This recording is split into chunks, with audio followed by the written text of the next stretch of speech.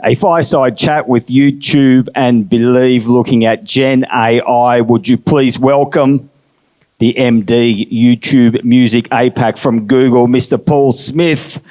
Joining Paul, President APAC from Believe, Mr. Sylvain Delange. And to moderate the panel, longtime supporter from SMU, Sunita, Kaur. Give it up, ladies and gentlemen, please. Welcome, sir.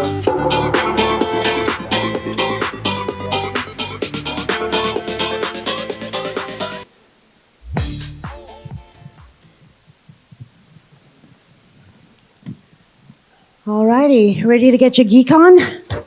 Yeah.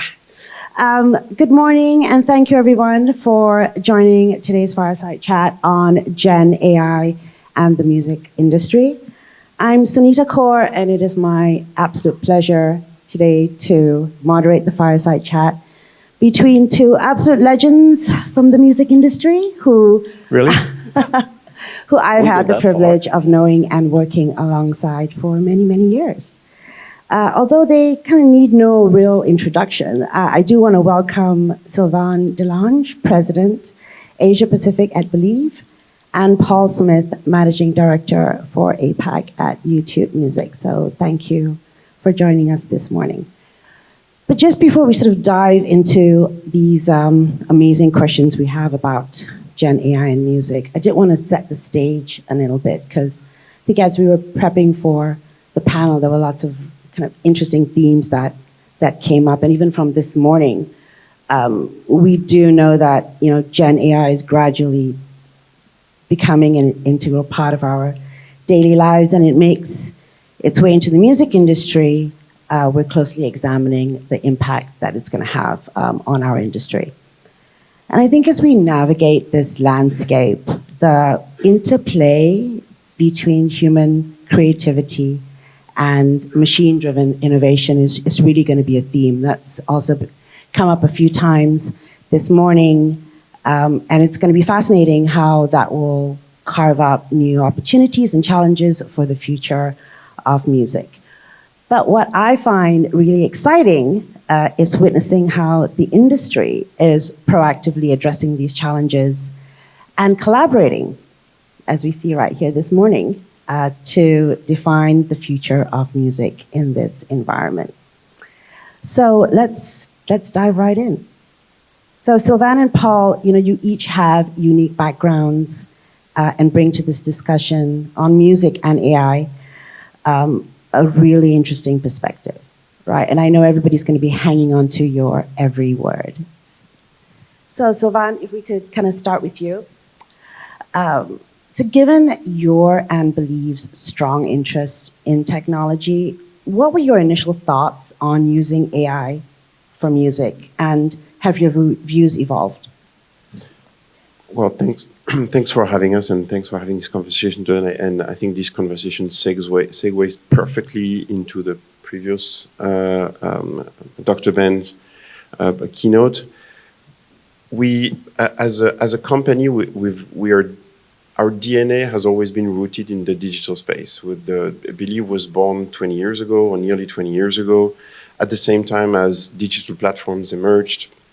So which means that in the way that we thought about the business, the thought about the industry, the thought about the creative process has always been linked with technology. And back in the days, we were shifting from a very traditional way of producing music into a more democratized way for artists to leverage the personal computer, internet for propagation, and a lot of other tools that at the time were very, very threatening for the music industry.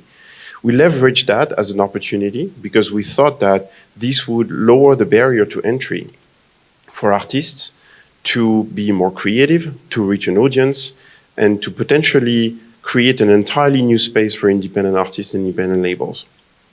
And what we think, and when we saw generative AI emerging, we felt exactly the same way. I would say it's a yet another step towards democratization of the creative process.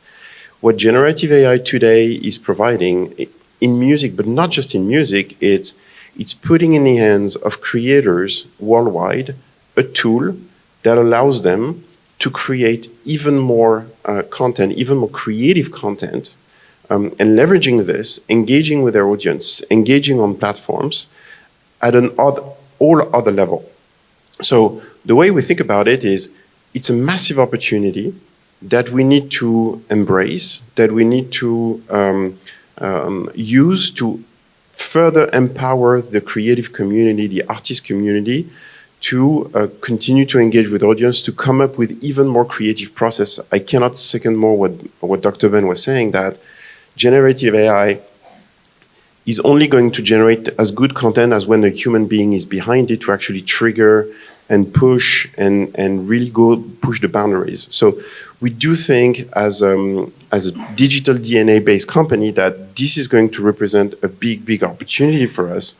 And our job, especially today, so the Believe as a company, of course, we're much bigger than where we were 20 years ago when we started. So we aim to play a role at making sure and playing a proactive role in making sure, alongside with other partners in the industry, to nail this right. And I think we have a shot, unlike what happened 20 years ago or 10 years ago, we have a shot at nailing this right and providing the right level of value back to artists, to the industry, to the creative process. And I think, unlike, again, 10 to 20 years ago, there's a proper alignment happening here in the industry that maybe did not exist a few years back. Yeah, absolutely. I couldn't agree more. And Paul, from YouTube Music's perspective, how are you looking at AI, and are there any sort of initial foundations or principles that you're keeping in mind while working with AI? Yeah, thanks, Sunita. And great being here. Thank you for the very generous introduction. Look, a lot of what Sylvain resonated enormously, because if I think just for a second, next year will be 30 years for me in this industry, and there's been a ton of change. And I've also seen how technology and music has not always been on the same page. And I think, which is why GenAI now presents such an opportunity, I think, for us collaboratively and together to get things right. If I think back also to the beginning of YouTube, I think YouTube and music has almost been inextricably linked, connecting fans, connecting artists, connecting creators around the world, 2 billion users every month.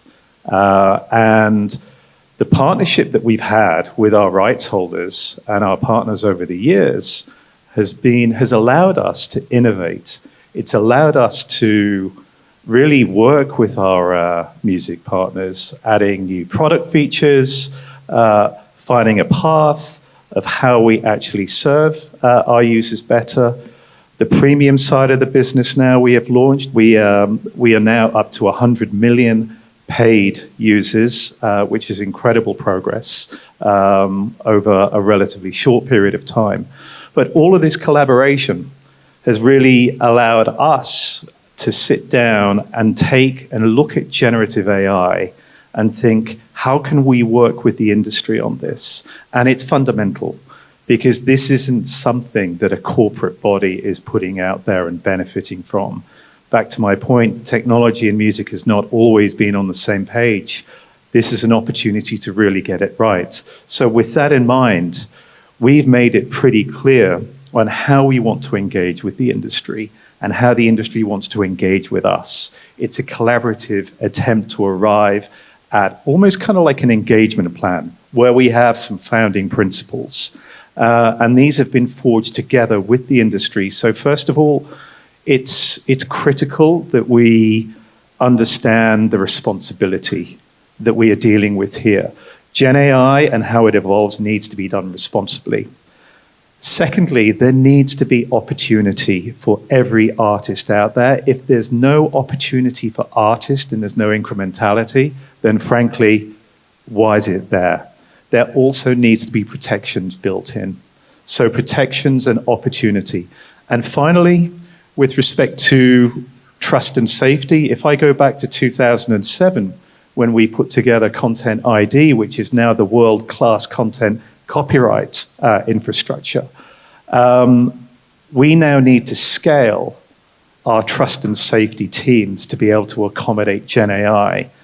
And just very quickly, we made an announcement very recently. I think it was just only a week ago, and you can check this out on the new YouTube blog. It's a topic that's very, very close to all of our hearts, and that's protecting likeness for artists, both visually and sound-like. So we've developed a technology called synthetic singing identification technology. And this essentially will allow partners to detect and also manage content that appears on a service and take remedial action against that. So that's something, the phase 2 of that also is looking at the visual aspect of that. We're going to be refining this technology. Stay tuned for a pilot next year, but that is again at the heart of why we're doing this. This is couched in providing tools for partners and creators and artists to allow them to keep the integrity of their work and use GenAI as an enhancement that creates incrementality. I think that's amazing. It's also amazing to see how the whole industry has moved along with creating tools so that artists and communities all have things that will equip them to stay safe, stay protected, and keep doing what they're doing. But Paul, just keeping on that thread and focusing on Asia Pacific, what is YouTube Music doing specifically for AI and music in the region? Great question. Before I answer that, it struck me again listening to Dr. Ben's presentation earlier, and actually the panel discussion before. GenAI, and I want to be clear about this. GenAI is not there to replace human creativity. Absolutely not. It is there as a tool. It is there to stimulate, enhance creativity. And I think that for us is, I think, elementary. Being able to do that. So again, with the consultative approach that we've been taking with the industry, back to my point about how tech and music has not always been on the same page. What we launched, and you may recall a year ago, I think it's a year ago, gosh, doesn't time fly, when I was sat down on this stage and I announced that Zach Tabudlo, this amazing artist from the Philippines, was the first artist to take part and participate in our incubator program. Now, what is our incubator program? This isn't exclusive to APAC. It's something that we're running globally, but it's an environment that harnesses feedback and allows creators, it allows artists, producers, people from the creative community, a select few in as a peek behind the curtain to work with us, to give us feedback on our tools. So it gives them very early access. And it's the artist's voice. As I said, this has to be done responsibly. This has to be done collaboratively. So this is what this is doing, the Artist Incubator Program. We're very excited about it. It's, again, a demonstrable way on how we illustrate exactly how we are taking GenAI and how we're working with the industry on it. So developing tools, seeing exactly what's working. It's been such an enormous privilege to work with artists so far on being able to identify what is working, what isn't working, and addressing, frankly, some of the fundamentals here that we don't have all the answers to.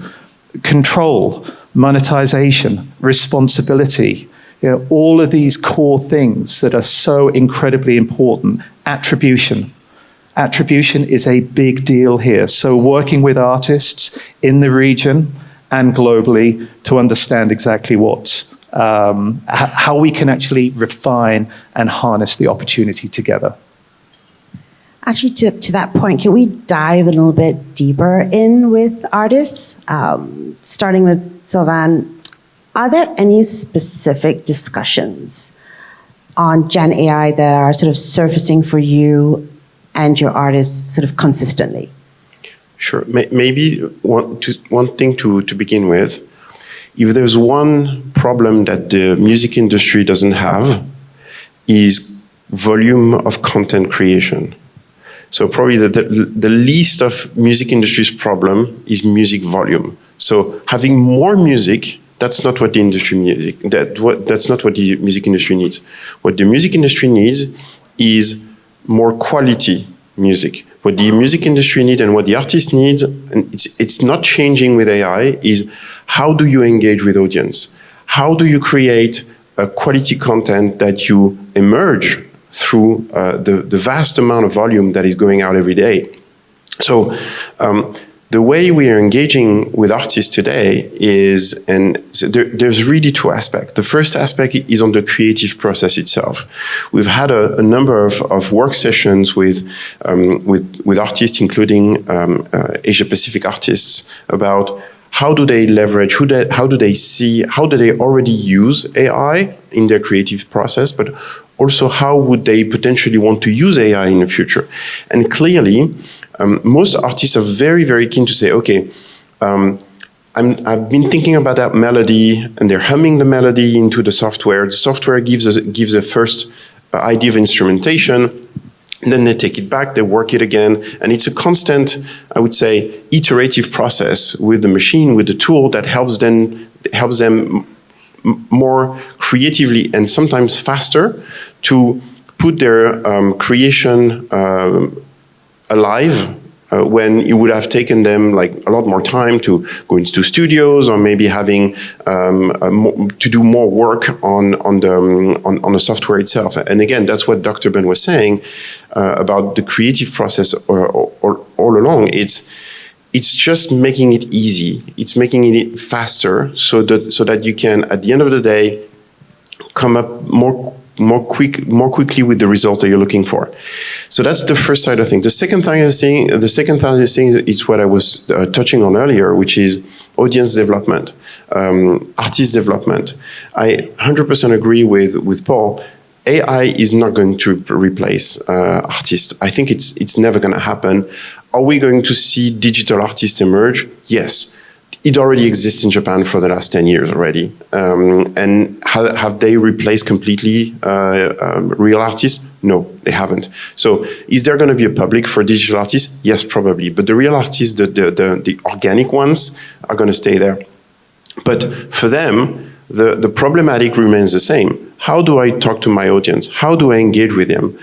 In today's world, where you need to engage with your audience in various formats, whether it's short form, whether it's long form videos, whether it's snippets, whether it's audio content, whether it's visual, whether it's stories on Instagram, whether it's visuals, having a tool, an AI tool that can help you create content faster, that is aligned with your vision, with the way that you've thought about your creative process, that mix that and matches what you want to create as an artist.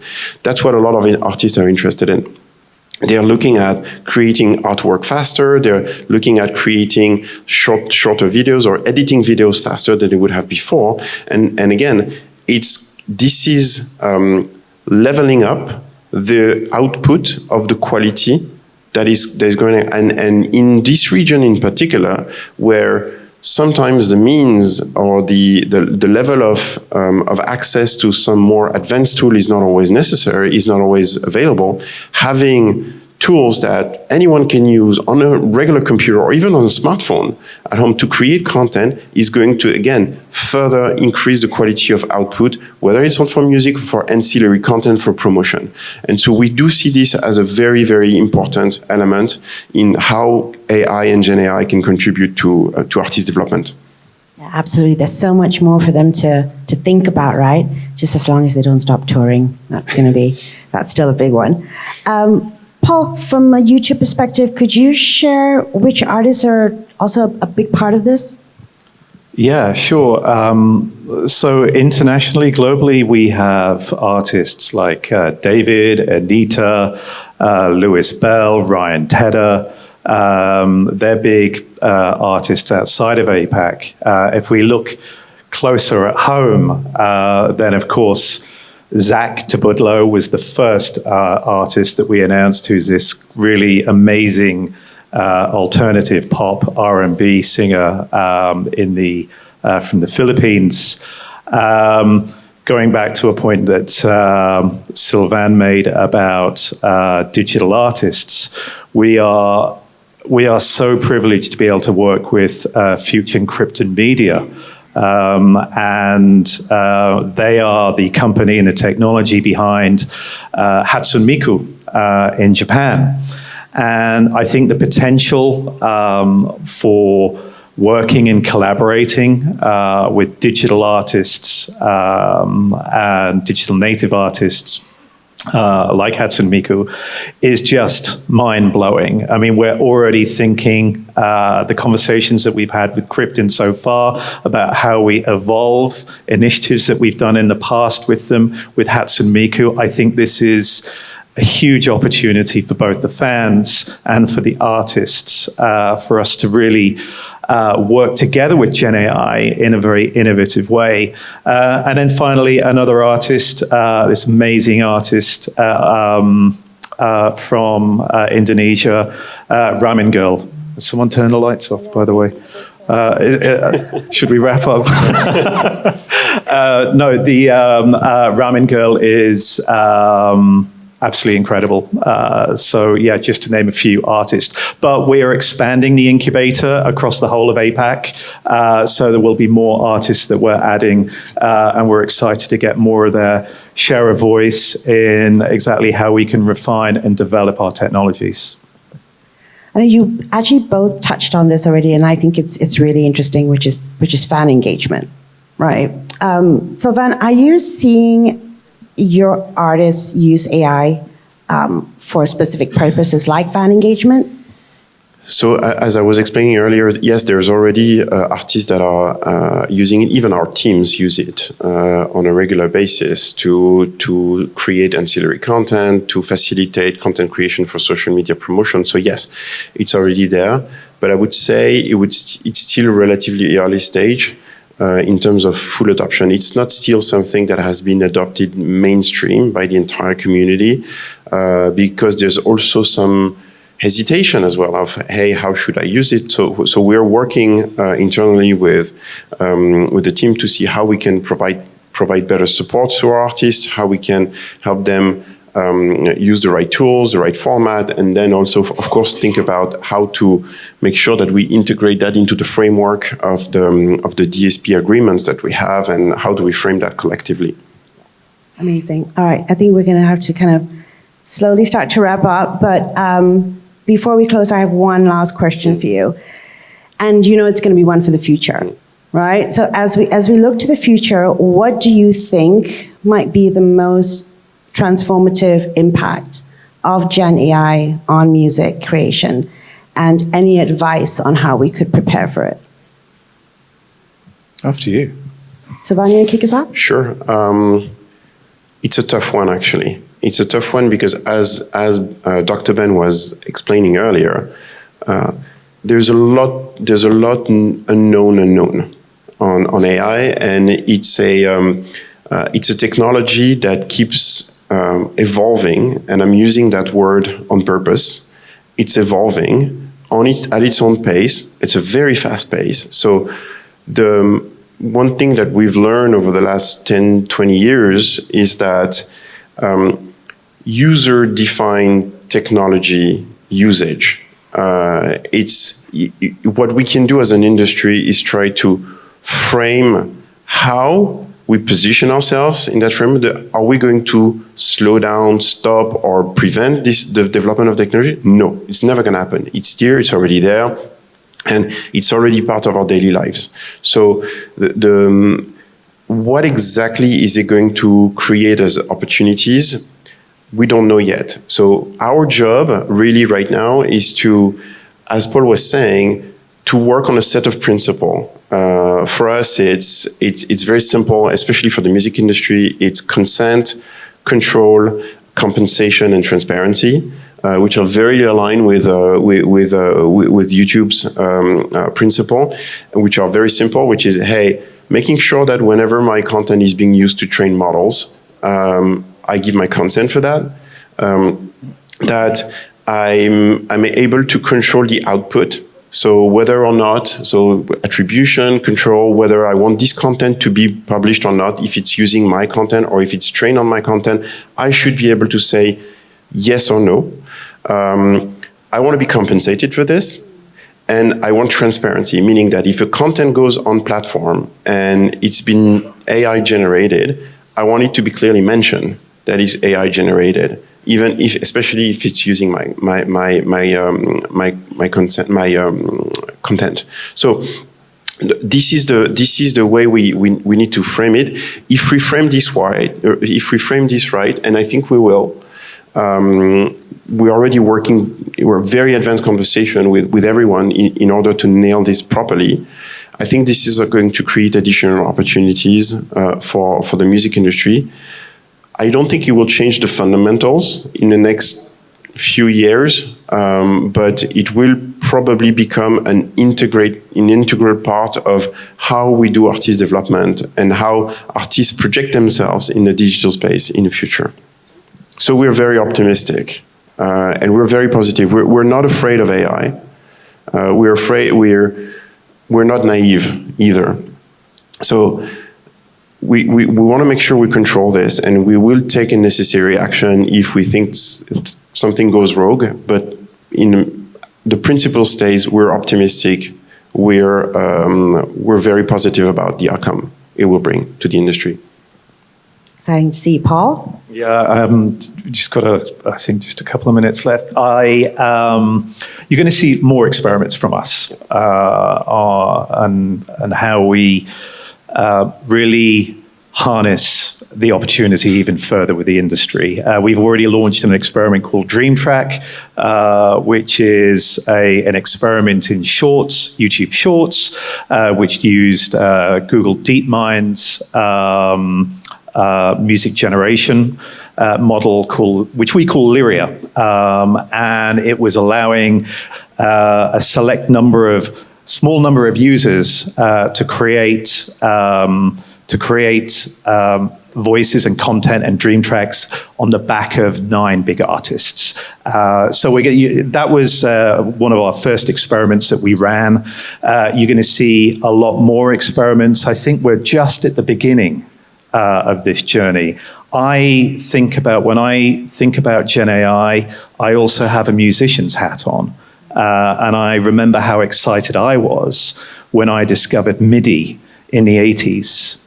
And I thought, this is unbelievable. There I was plugging my Yamaha DX7 into elementary tech, generating huge electricity bills at home for my father to pay.